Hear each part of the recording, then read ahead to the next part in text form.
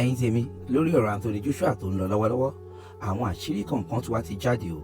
Just Adetoun ní Tinubu tó lòun ti bá fámílì àwọn Anthony Joshua sọ̀rọ̀, òun dẹ̀ ti bá Dapo Abiodun sọ̀rọ̀ pé everything wà on point. Òun tí everything bá wà on point, why tí wọ́n ṣe máa gbé Joshua lọ treat ní ìlú Amẹ́ríkà nílùú London, pé kílé tí ò sí adequate facilities hospital ní Nàìjíríà.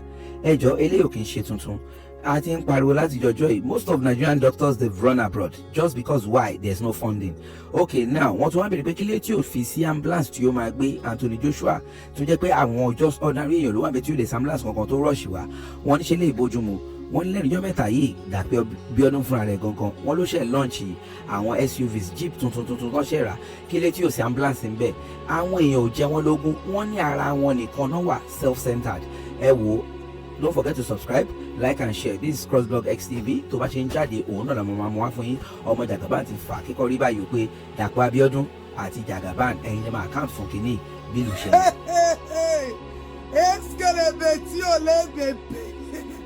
Nigeria, I go follow una enter YouTube and Netflix next year. So we have been shouting since morning, since yesterday, that 2 people died in the accident, and the Anthony Joshua by now is in the UK receiving proper medical treatment. Asiwaju has told us that he has spoken to the mother and he has spoken to Dapo, and Dapo has assured presidency Dapo where they Ghana. Updates that Abiodun is in Ghana. Afiko party none. Afiko party come and fobri lo kiri none. Impregnating people up and down. Dapo party spend state funds. The governor that we are talking that does not have one single ambulance. Dapo just bought 20 like Jeep, whether not Land Cruiser, be them call them SUV for all the local government chairman. Meanwhile, your state does not have one ambulance. Shebi, I told people that by the end of today, Dapo should post the ambulance that they have in their state. Except for Joe, you are telling me that I have access to any government parasitic in this country. Yes, thank you for acknowledging that. How many cases have I called you personally to handle? How many cases have I done with Ogun State this year? Have you people ever sent an ambulance? You people don't have one. Everything that is related to ambulance, it is Jide Sanwo-Olu. Even this Anthony Joshua, Lagos State people met you halfway. And that is one thing, one credit I give to Lagos State. If I post anything on my page, they will call me. Before I get there, they are waiting. Dapo, he will not even respond. Even his friends will say, we are still trying to reach him. Unresponsive. A governor without compassion. Give it to Dapo Abiodun. Dapo is a governor without compassion. I don't know who gave birth to that man. Whoever gave birth to that man, you're supposed to be begging God for forgiveness. Ogun State does not have one single ambulance. I am telling you people. I am telling you people because I have been to all medical facilities that Ogun State has. I run an NGO called Feed a Child. So I know what I'm saying.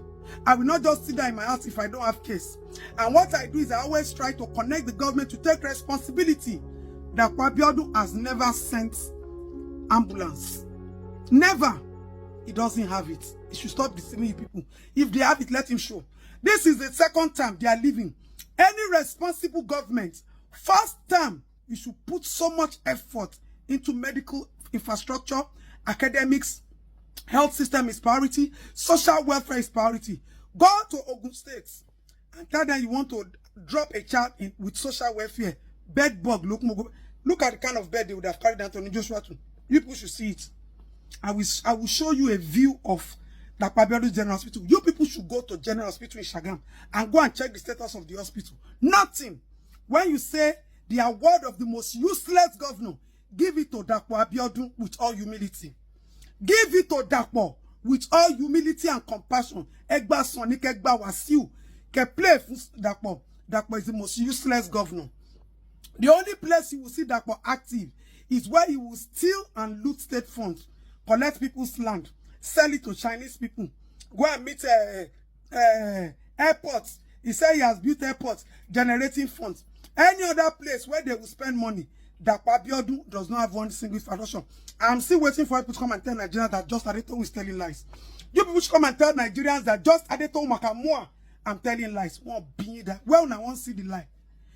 Dapo, the way you arrange the SUV you want to give to governors, arrange the ambulance. We are coming to check. President Bola Ahmed Tinubu, set up a committee to go and investigate what I am saying about Dapo. Dapo cannot produce 2 ambulances, 2 functional ambulances. Dapo Abiodun does not have it in the whole of Abeokuta.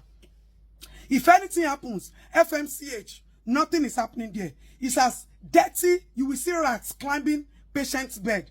I have been there. That's why when you go to all these houses, they tell you cannot do video, you cannot snap picture, because they have so many skeletons in their cupboard. They have it there. Dapo Abiodun. I'm still waiting for the ambulance I told you to parade. Gbogbo ẹni tó ń lo agbára ewé àti egbò láti máa da ọ̀nà yín rú, láti máa fogun jà yín, èmi dúró bí Násírì Olódùmarè, mo ti ẹnu bọ àṣẹ Olódùmarè, mo pa á ní àṣẹ lórúkọ Jésù. Ọlọ́run kó dá wọn lẹ́jọ́ ikú. Màmá kí ló ń tẹ̀ ń là kọjá? Dádì kí ló ń tẹ̀ ń là kọjá? Kí lẹ ti gbàdúrà lé lórí títí tẹ́ ti gbààwẹ̀ tẹ́ ti lọ káàkiri ṣùgbọ́n tí ò ti sí ọ̀nà àbáyọ? Olúwa ní pé kẹ́ ẹ jájọ gbàdúrà, ẹ jájọ wádìí kí làṣírí ogun yẹn àti pé kí ni ọ̀nà àbáyọ. Ẹ̀rọ ìbánisọ̀rọ̀ tẹ́ fi máa pè mí fún àdúrà àti ọ̀nà àbáyọ, òun náà ní +234 70 25 47 54 27. Lẹ́ẹ̀kan sí +234 70 25 47 54 27. Olúwa ní kí n ṣe àkànṣe òróró tí a lò wọnú ọdún 2026. Gbogbo ẹ̀yin náà tẹ́ ẹ bá láǹfààní tẹ́ ẹ fẹ́ nípa àti òróró yẹn, ọ̀fẹ́ ni Olúwa ní kí n fún àwọn ènìyàn. Ọ̀fẹ́ ni Olúwa ní kí n fún àwọn ènìyàn. Ẹ̀yin náà lè pe nọ́mbà yẹn lórúkọ Jésù, ẹ rí ọ̀nà àbáyọ. Ọ̀pọ̀lọpọ̀ ìyanu ló máa ń ṣẹlẹ̀ lórí òkè tá a wà. Lórúkọ Jésù, ayé tí yín náà máa gba ìyanu. Ó ti rí bí ó ṣe bẹ́ẹ̀. Jésù Olúwa wa. Àmín, àmín, àmín lórúkọ Jésù. God bless you. Stay blessed in the name of Jesus. Amen.